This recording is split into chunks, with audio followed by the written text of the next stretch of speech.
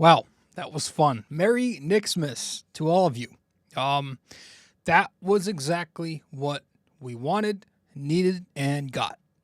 The Knicks defeat the Bucks on Christmas Day in a 129-122 victory at Madison Square Garden in front of the entire world on national TV, ESPN.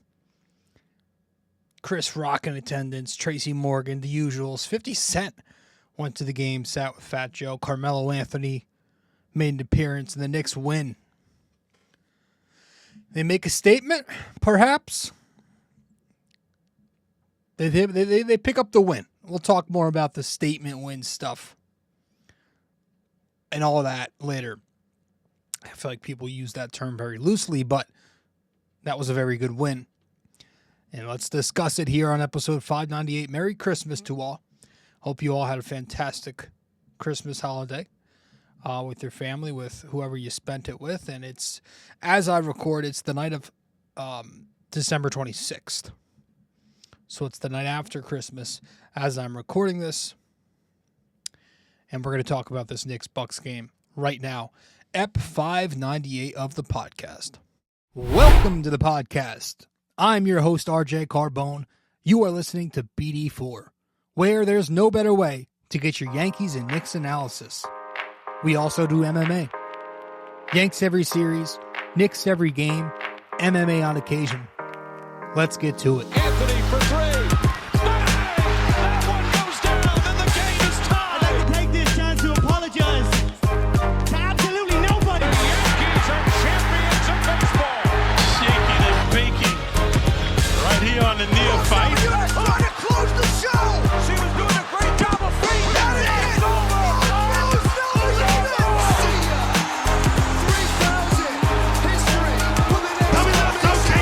Don't you regret not coming to the Knicks? Don't you regret not coming to the Knicks?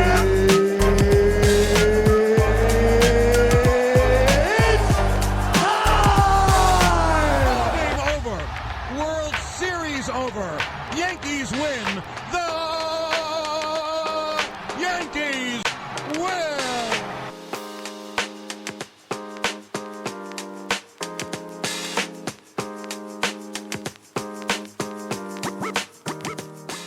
All right, let's talk about it, man. Episode 598. Welcome to the podcast. Yes, the Knicks beat the Bucks. Finally, we can say that. Finally. It took 4 games. They did it. They finally beat the Milwaukee Bucks, snapping I believe, a 9-game losing streak against the Bucks. Jesus. They do have one more against this team, I think, in April, to conclude this 5-game series against each other. But for now, we're done with the Bucks, and we needed that. And we're going to get right into it. The Knicks win 129-122 at the Garden last night over the Bucks. And it was almost a wire-to-wire. I think maybe midway through the first quarter was the only Bucks lead. And then from there, it was all Knicks. You know, you had R.J. Barrett and Jalen Brunson strong out the gate, scoring the Knicks' first 24 points of the game. Later on, you get some baskets from Randall and Quickly, and the Knicks enter the second quarter up 36-27. Randall stretches that to a 13-point lead with an early 3 in the second. Then the bench kind of gets silent. The ball stops. Lillard gets very hot. But the Knicks able to maintain a lead when Randall and Brunson knocked down a couple late 3-pointers in the second quarter. And then it's 62-51 entering halftime. The Knicks up. Third quarter, Isaiah Hartenstein was on one early. He was scoring the ball. Gets into foul trouble, though. And then the Knicks kind of get into a little bit of a rut. Milwaukee goes on this 9-0 run. But late in the period, again, the Nova guards come through this time. Brunson and Hart with some big baskets late. And the Knicks, after 3, go up 98-87. And then you get some massive baskets in the fourth quarter from the bench. Grimes with the N1 take Josh Hart, and then quickly take it over this game for a period there in the fourth. Jalen Brunson knocks down a few more baskets in the period. Milwaukee does make a little late push. They cut the lead to 6, but it never got lower than that. And so the Knicks were able to pull away with the victory over the Bucks one last time, 129 to 122. The Knicks' leading scorer in this game was Jalen Brunson. Jalen Brunson had 38 points. And then Milwaukee's leading scorers were Damian Giannis with 32. But yeah, to be able to score 129 points against this Milwaukee team was nice to see. The Knicks shot 54% from the floor as well. And you can see in this game that Milwaukee, Adrian Griffin's coverages were exploited. Brunson was able to take care of it because with Brook Lopez in a deep drop for most of the game, Brunson was just attacking it with mid-range, jumpers, floaters, and he exploited. I mean, Bobby Portis was kind of like the only one to come to the level on pick and roll. And then once the second half came, Milwaukee blitzed a little more. They brought Giannis up. They sent 2 to Brunson. But for the most part, this game, Milwaukee was in mostly drop with Brook Lopez dropping deep. And Brunson just took total advantage of that, and he was in his bag. I mean, he showed so much of his scoring ability in this game because of the space that Lopez was giving him off those screens. He was pulling up off of horn sets, I think I saw. He was rejecting screens and attacking the open lane, and the Knicks bigs did an excellent job of screening for him. Ihart, Taj Gibson, they did fantastic jobs up top to open up offense for the Knicks guards. Brunson, but also RJ and Quickly using their ball screens as well. In the second half, you had Ihart screening for Emmanuel Quickly a number of times for some baskets. Third quarter, right away, RJ snakes the pick and roll. He hits Ihart off the roll, and the Knicks get the N1 with the Ihart finish. So I thought he screened very well. Taj. There was a lot of synergy out there last night. Or yesterday. This was a 12 p.m. game. Just a lot of knowing where this guy's going to be on the floor at this time, and they all played well together. Just great team ball. There was a lot of ball movement, 27 assists.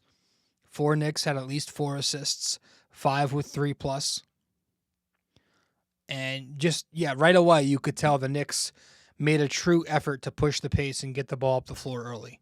Now, that's why they won the fast break 23 points to 12.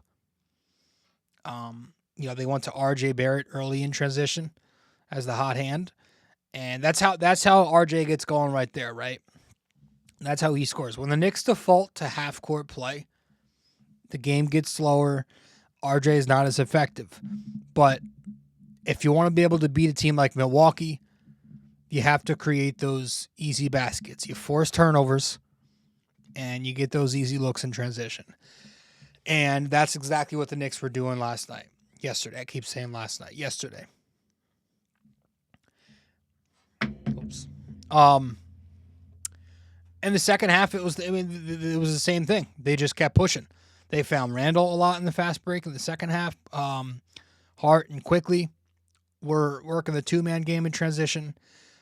And, because they were working so well in transition, the Knicks were able to dominate the paint 72-50. A lot of that came in those opportunities.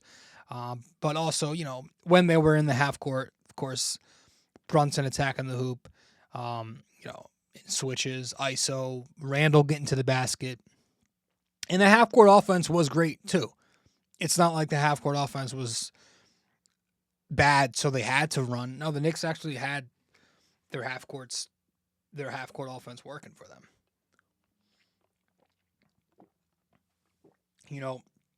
Tibbs ran sets. Tom Thibodeau ran sets. And there were a number of possessions where I thought the offense looked very sharp, where Tibbs dug into his playbook and made something very, and drew up something very effective. Late in the second quarter, I don't know, about 4.5 minutes left, Tibbs draws up a nice set play that ends with the I Heart floater, right, where Dante hits Brunson up top on the right wing. RJ comes up. Dante relocates to the left wing. Brunson hits RJ. RJ hits Dante, who begins to cut from the left wing. Dante, one dribble drive, dumps it off to iHeart in the middle, and then iHeart floats it in. I thought that was a very nice play.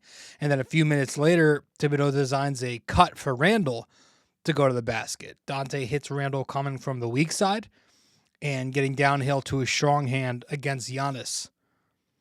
I thought that was a nice job to get Randall in his momentum going that way. There were, of course, a couple of possessions where Randall and Dante were working together, as they usually do, work together well. A little after that play, the Knicks ran a slob action, and they executed it to perfection. Dante inbounds it to Taj, who comes up to the level. Randall sets a weak side screen for RJ. RJ comes up from the weak side corner around the screen, receives the ball from Taj and DHO at the top of the key, and the two of them DHO into a pick and roll where RJ floats it in. So that was nice to see. Early third quarter, right out the gate, there was an excellent play where Brunson fakes a dribble handoff. Brunson's on the ball in the corner, and I think was it Dante? He and Dante come to each other. Brunson fakes DHO. Lillard and Middleton both bite. And then Brunson now has an easy pathway to the basket. Dumps it off to iHeart, who finishes. So there was a lot, man. There was a lot of there was some guard screening, right? Second quarter, you saw Quickly screening for Randall to force the switch with Beasley onto Randall. Then Randall hits IQ. IQ beats Giannis' closeout for a floater.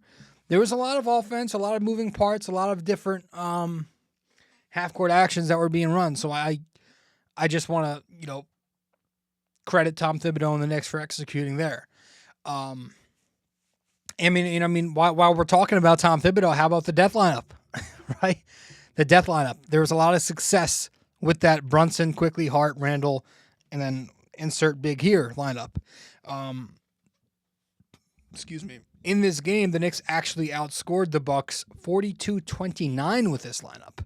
I'm taking away the 2 free throws when they checked in. But yeah, they went to it a number of times in this game. Late first quarter, you saw the Knicks go with this 4-man tandem, and they had success, or 4-man group. They saw extended time together in the third quarter, and in the fourth quarter later on as well. They played well together, and it's been a pivotal lineup for them all year, and it was very pivotal in this game to assure that Milwaukee never really got on a run, or if they did get on a run, this kind of ended any type of momentum, right? Whenever they gained momentum in the second half, like when they had that 9-0 run, it was exactly when this lineup checked in that 9-0 run ended at 9. You had Brunson and Quickly start getting to the free throw line, and the Knicks were playing good defense at that point. Hart got hot at the end there, 3 consecutive baskets. So that's their go-to lineup when they're in trouble. It's a lineup that I think we all want to see a little more. It's good, especially when you have iHeart at center because of his movement and his passing ability. He's able to space out the floor that way. And I like when Quickly plays with Josh Hart because both of them are great in transition, and it helps pick up the pace instead of, again, settling into the half court where Milwaukee they'll throw length that quickly, and then he'll just start to over dribble like he did in the first game of this set. But because he was out there with Hart, both of them were able to generate offense in transition, like I said. So they worked well together. Credit to iHeart as well. His positioning and movement helped create a lot of offense for the Knicks. Either whether it was for himself or for Jalen Brunson, because with Brook Lopez, he was either worried about losing track of a Hartenstein off the ball, because of his cutting and moving ability. So, Milwaukee wouldn't send help from the basket. That allowed Brunson to post. And if he did help on Brunson, well, that's when iHeart, reigned free and got his points. He scored 11 points last night. So I thought it was good. The only time the offense stopped and got lackluster was that period in the second quarter when Milwaukee threw a zone and the bench unit became very Randall-centric. Randall had some tough misses, some fouls, some over-dribbling, turnovers. He was out there with Taj, Grimes, Brunson, and Hart. The only reason he was out there with those guys being, again, Tom Thibodeau, just like in the first game of the set, trying to stagger Randall's minutes so he can match his minutes with Giannis. But the Knicks were able to survive that with some nice baskets by RJ Barrett, in the later half of the second quarter. RJ's always been good at busting the zone because he's constantly flashing middle, flashing to the nail or to the top of the key. And it's exactly what you got here. The first bucket he made, he flashes to the nail, pulls up for a mid-range. Second one was that sideline out of bounds play we mentioned where he gets to the basket. So, yeah, I thought the offense was fantastic, and it continues to be a strength for this Knicks team as the defense regresses. But the defense last night, they didn't play great overall. But I thought they helped set the tone, giving the Knicks that momentum in the first half. Entering halftime, for the Knicks to be up 9 or 10 points, whatever it was, that was because of their defense. So I think that's going to get overlooked. It was the reason why the Knicks were able to thrive on the fast break. Right, they forced turnovers and created those transition opportunities. They rebounded the ball exceptionally well on the defensive end. The offensive rebounding they got torched there. That's again a product of missing Mitchell Robinson, but the Knicks did win the defensive glass 34-27. You had Julius and Josh Hart attacking the glass on that end. Isaiah Hartenstein was boxing out effectively. The Knicks did a nice job of tagging their assignments. I thought Dante DiVincenzo, we've talked about his issues defending on ball, but he held his own at the point of attack, I thought, on Dame Lillard. There was a possession early in the first quarter where I just want to applaud Dante DiVincenzo because he was hounding the ever-loving shit out of Dame up top, just staying in front of him, going over the screen. He forced Dame into a turnover, which led to that fast break from Brunson to Dante to RJ. So Dante was a big reason that Dame started this game 0 for 5. Of course, he's Dame Lillard, so he's going to eventually find his 30, which he did. But I thought Dante did as best as he could, and if there's one thing he definitely doesn't, if there's one thing that doesn't waver, is his effort. So he was busting his ass out there at the point of attack, and I thought he held his own. And overall, the Knicks were playing up at the level on pick and roll in this game. They didn't just default to a drop like they did in the first game of the set. Tibbs made adjustments, There were some times where Randall didn't come up off pick and roll, and, times where he was off ball and would abandon Lopez on the three-point line. There was even a possession where Dante DiVincenzo was helping too far off the corner and was, I don't think he made the shot, but, point being, there were a couple miss breakdowns. But for the most part, I like the approach. The Knicks were playing up. Hart was coming up to the level. Josh Hart was in a few pick and rolls. He was coming up to the level. The Knicks did get hurt a little bit on the 1-4 pick and roll in the second half, but by then it was a little too late. Their offense was already clicking with that four-man tandem, like we said. Milwaukee overall on the three-point line finally regressed, and it's not a coincidence that it's in the one game where Tom Thibodeau doesn't drop on pick and roll. They shoot 31%, and they're 13 for 42 overall. So nice to have the Bucks not shoot 60% in a game for once against the Knicks. Before we move on, I just want to give a shout out to Taj Gibson. Since he's played, since he was re-signed, brought back, I'm not loving his minutes, but I thought in this game he was very solid. I mean, he checks in there in the first half and immediately just displays some great hands where he's able to pick Giannis twice. Overall, I thought he did a very nice job of reading Giannis's drives. He knows that Giannis is going to drive left, spin right, and he did a nice job reading that, and it worked. And so he held his own. When Hartenstein was in foul trouble, he held his own, and he was able to give you, I don't know, what did he give him, 15 effective minutes? So good for Hartenstein. We're going to head to break, and when we get back, we're going to talk a little bit more about what we liked from this game. We'll talk on Tom Thibodeau, and then we'll talk on, we'll hand out our awards. So we'll be right back here on BD4 episode 598. Stay with us. We appreciate you sticking around and listening so far. When you have a chance, be sure to open YouTube to subscribe, like, and comment. And if you're already watching on YouTube, be sure to head over to Apple Podcasts and give us a 5-star review. We appreciate your feedback and are always looking to improve. Now, with that all said, let's get you back to the show.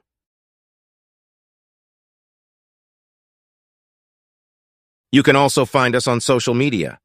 If you'd like, you can follow BD4 on Facebook, and we're at BD4Pod on both Instagram and Twitter. We appreciate you helping us grow more and more every day. Let's get back to it.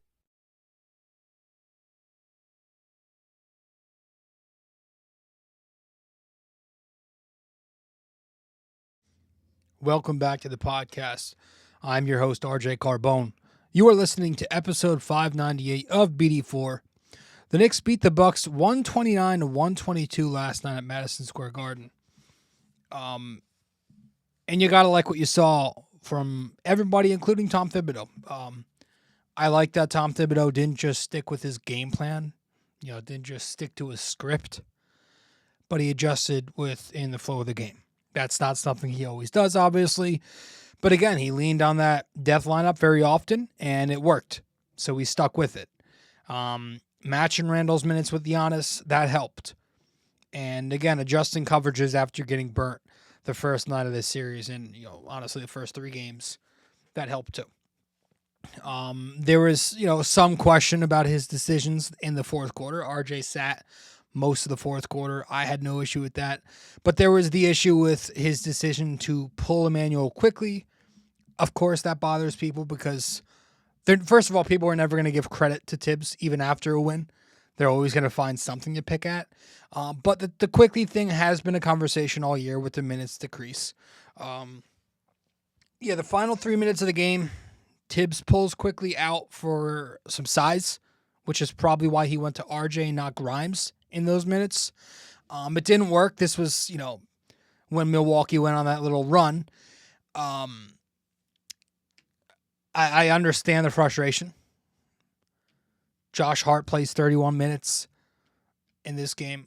Quickly plays 22 minutes. And how many times are we going to see Quickly score, almost as many points as he does minutes, right? He had 20 points in 22 minutes last night. But I do feel like we have to find a closer balance because they both, again, they play well off of each other. So I feel like Quickly should be closer to 30 than he is to 25. We need to find a way to get him back up there. But you knew this was going to be a problem. You knew with the logjam at guard, you knew with the size being an issue, that this was more of a roster construction thing than it is a coaching thing. I've mentioned this before. I beg and hope and pray that this isn't something as disgusting as optics and politics, and they're trying to diminish his value by playing him less as he's a restricted free agent coming up. My guess right now is I'm not going to go there yet, but it's something that I'm thinking about. Again, I just think we have a lot of guards. We're a small team, and you're playing the Bucks, Middleton, Brook, Giannis. You need size. So that's it. I thought Tibbs coached a great game. Let's hand out our awards. Among the starting Knicks, obviously we're going to Jalen Brunson. Bing bang. Jalen Brunson yesterday, 38 points. Again, the night after scoring 36. 38 points, 6 assists, no turnovers. Love that. Shot 54%, 15 out of 28 from the field. 1 of 3 from 3, 33%. Continues to just do his thing. He's up to 26 points per game on the season, dude. I mean, what else is there left to say? Like, obviously, I hope this kid makes the All-Star game. If you're into that, good for you. I don't pay attention to that. I never really voted for that stuff. I know Knicks fans are going to kill me if they hear me say that. I don't know. If I come across it, sure, I'll click a few buttons. But I'm more focused on, I would love for him to make an All-NBA team. That, to me, matters. It's not the fan shit that I care about. All-NBA is a legitimate accomplishment. That'd be great to see him make one of those. But yeah, I mean, he's making a case for the All-Star team. And he should be, you know. It's nice to see him put up some big-time efforts after those comments were made. And then last night to get the big win at the Garden, be the best player on the floor, the 1A, on ESPN where it happened, it was just awesome. It was icing on the cake. So, yeah, I mean, if you watch the game, man, it showed you all you need to know about Brunson, how deep his bag is. And if you listened to the game, you paid attention to Hubie Brown, he was saying it all. You know, he said it best regarding Brunson's footwork. His incredible mid-range ability, hunting switches, going ISO, going to the post, crafty finishes. See, he was doing it all. It's really impressive to watch him go to work. So Jalen Brunson obviously gets the game ball last night, and that makes him, let's see, where does that put him?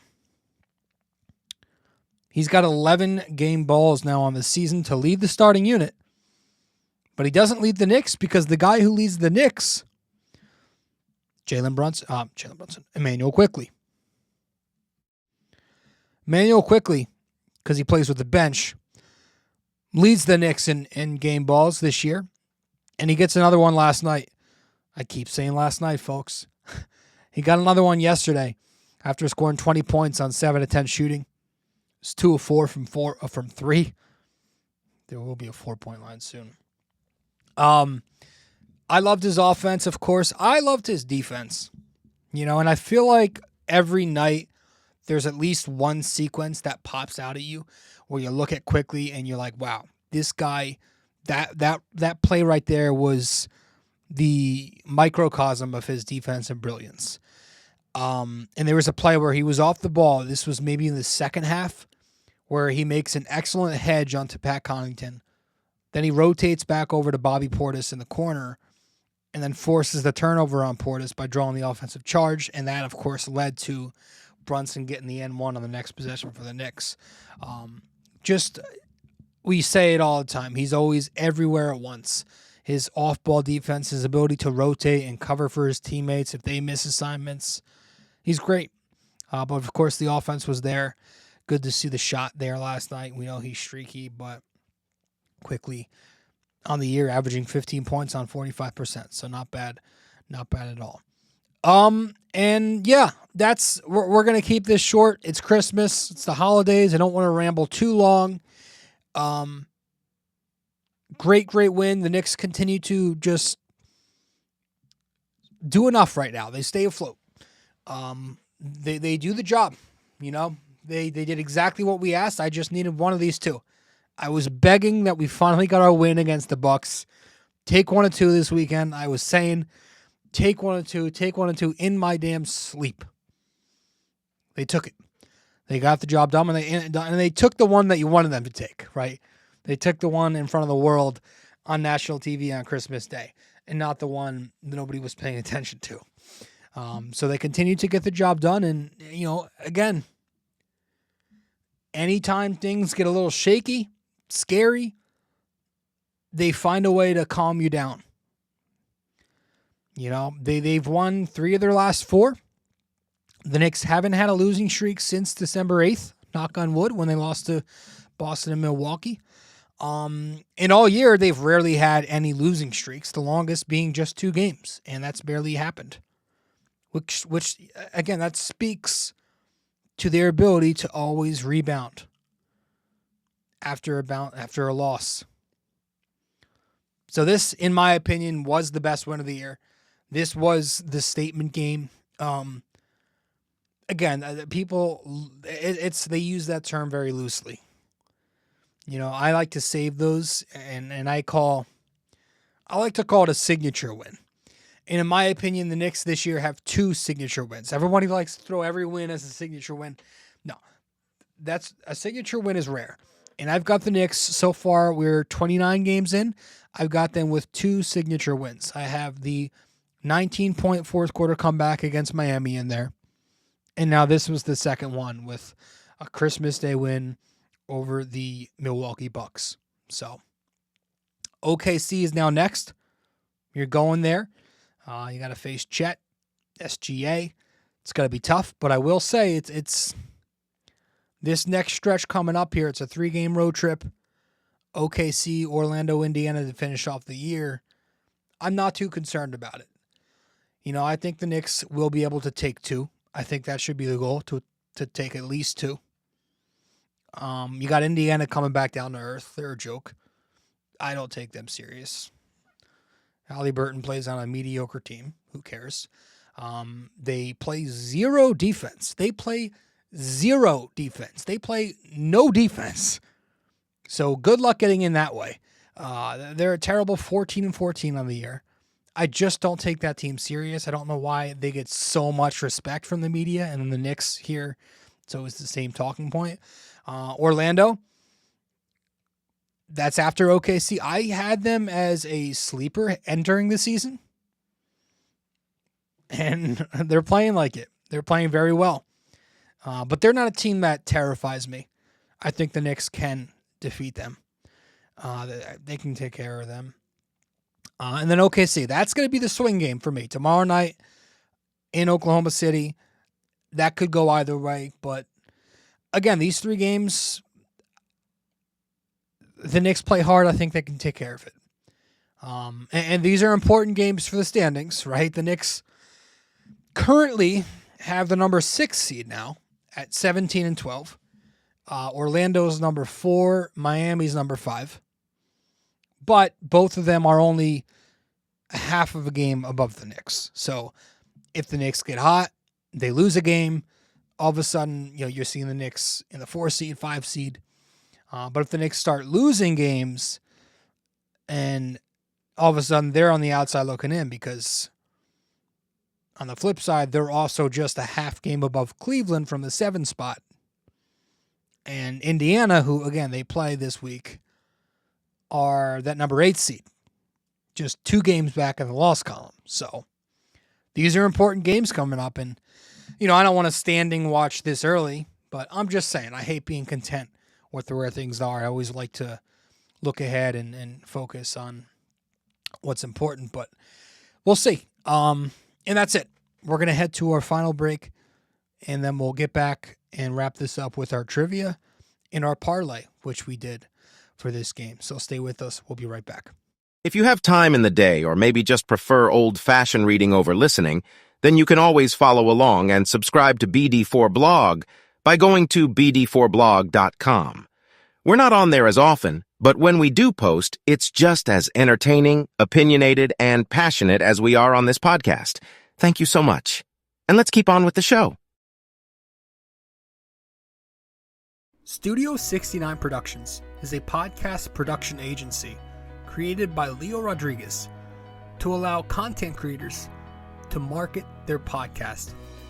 It's an online platform that will market your podcast or any other project that you're working on. Get in touch with Leo Rodriguez from Studio 69 Productions. You can find Studio 69 Productions on Instagram at Studio69NJ. Studio 69 Productions, where dreams are heard and born.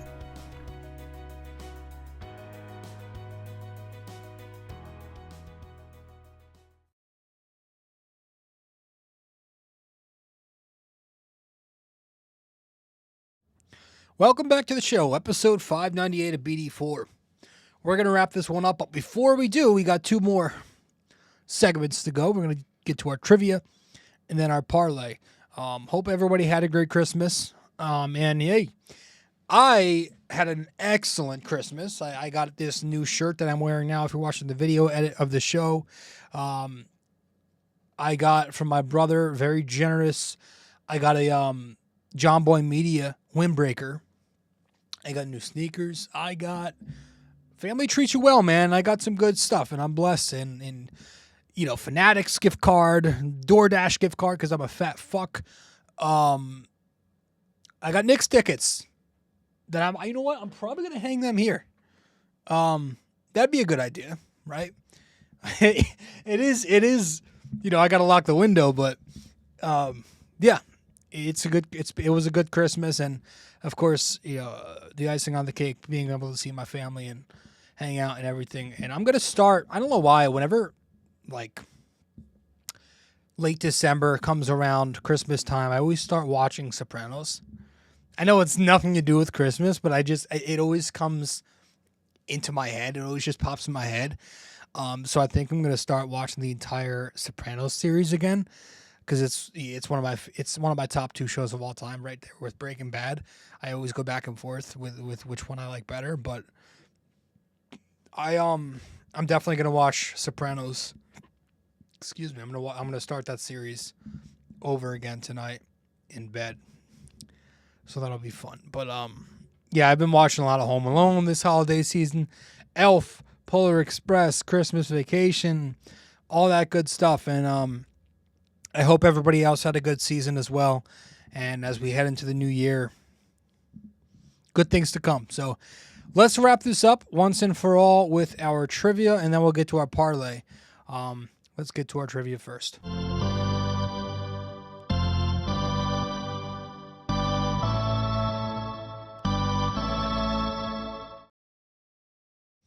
All right. Welcome back to the show. I'm your host, RJ Carbone.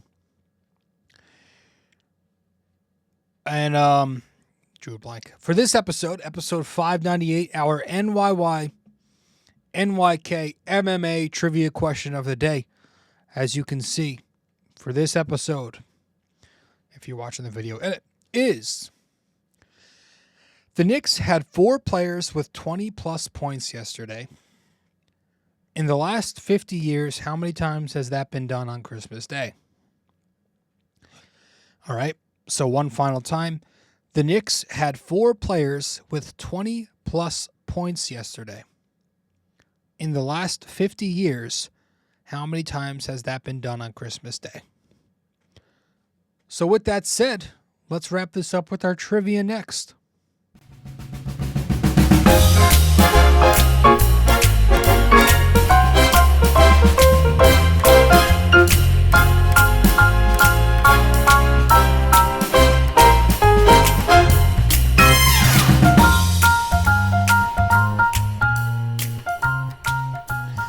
All right, welcome to RJ's Parlay, where my degenerate self breaks down last night's big parlay. If I win, I always fuck that up.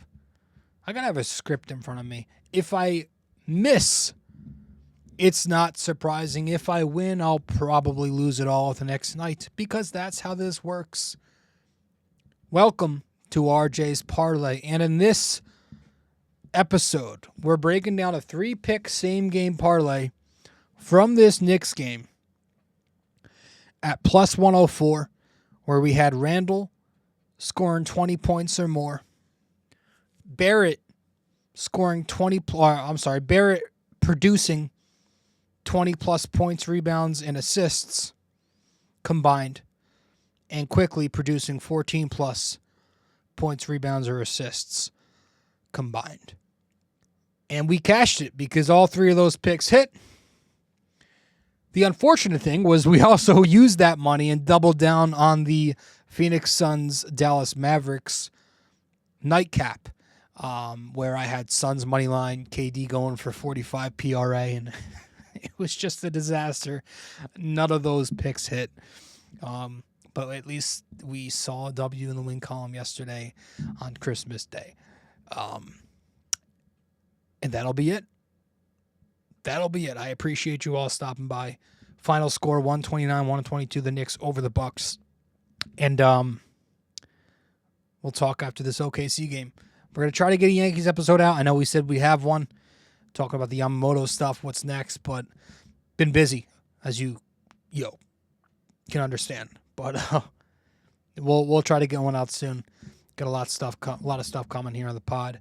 So the Knicks win, the Bucks lose. Good to see. We'll see you in 599 after Knicks OKC. Later. This episode was brought to you by Anchor. Hey there! If you stayed the entire way through, we thank you immensely for it. We hope you enjoyed this podcast and that you come back for the next episode real soon. Don't forget to like, subscribe, comment, download these episodes, and share them with your friends as well. BD4 is a 5-star podcast simply because of you, and we'd like to keep it that way. Have a wonderful day. Go Yankees, and go Knicks!